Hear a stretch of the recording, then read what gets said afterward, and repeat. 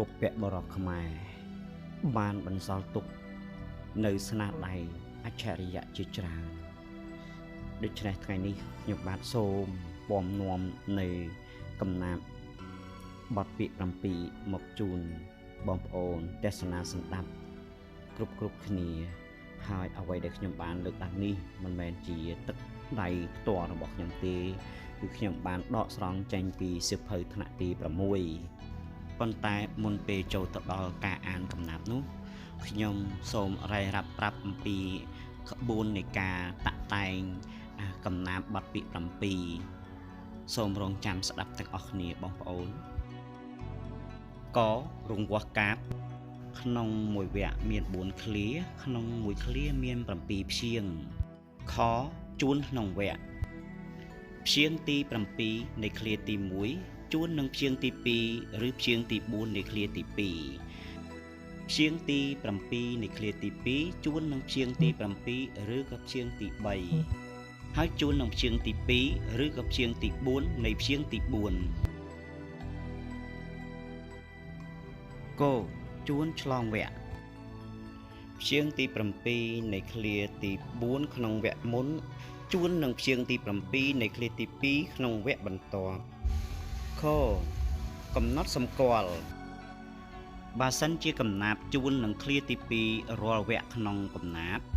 ត្រូវជួននឹងឃ្លាទី2ហើយបើសិនជាកំណាព្យជួននឹងឃ្លាទី4រាល់វគ្គក្នុងកំណាព្យត្រូវជួននឹងឃ្លាទី4សូមបងប្អូនមកមើលគំរូទាំងអស់គ្នា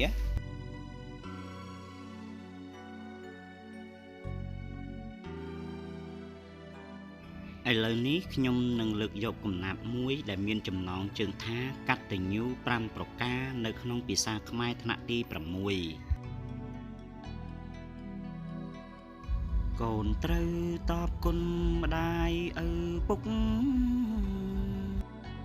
គុតគង់ហូបចុកគ្រឿងធានាសំលៀងបំពាំងថ្នាំការពារឈឺគ្រុនរងាញ័រញាក់ដៅត្រូវជួយធូររាំងនាងមានគុណកាប់កងរែកពុនកំមងសៅទោះបីនឿយហត់ត្រជាក់ដៅមើលថែម៉ែឪឲ្យលោកស្រានត្រូវចែងរក្សាពូជពងញៀតមិត្តភ័ក្តិផងទៀតផៅសន្តានកេរឈ្មោះត្រកូលឲ្យថ្កើងថ្កានជាវៀងឲ្យបានកុំទាស់គ្នាកូនត្រូវបំរើ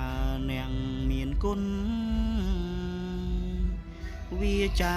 ទុនភ្លុនគ្រប់វេលាព្រោះជាព្រះរួងនៃបទភ្ងាកូនត្រូវវន្ទាដោយភក្តីនៅពេលមេដាឬបៃតារលត់សង្ខារលាលោកីកូនប្រុងធ្វើបុណ្យ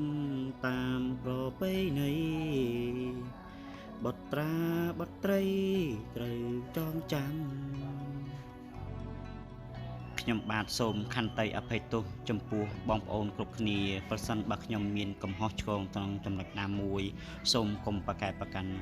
អ្វីទាំងអស់នេះដោយសារតែការស្រឡាញ់ចូលចិត្តពេញចិត្តនិងចូលរួមការពារអភិរក្សនៅអក្សរសាស្ត្រកំណាព្យកាបឃ្លោងឬក៏សុភាសិតអីផ្សេងនៅក្នុងនេះគឺខ្ញុំតែងតែព្យាយាមធ្វើគ្រប់បែបយ៉ាងទាំងអស់អញ្ចឹងសូមបងប្អូនជួយកែតម្រូវនិងជួយបន្ថែមនៅអ្វីដែលខ្ញុំមានការខ្វះខាតផងសូមអរគុណសូមជម្រាបលា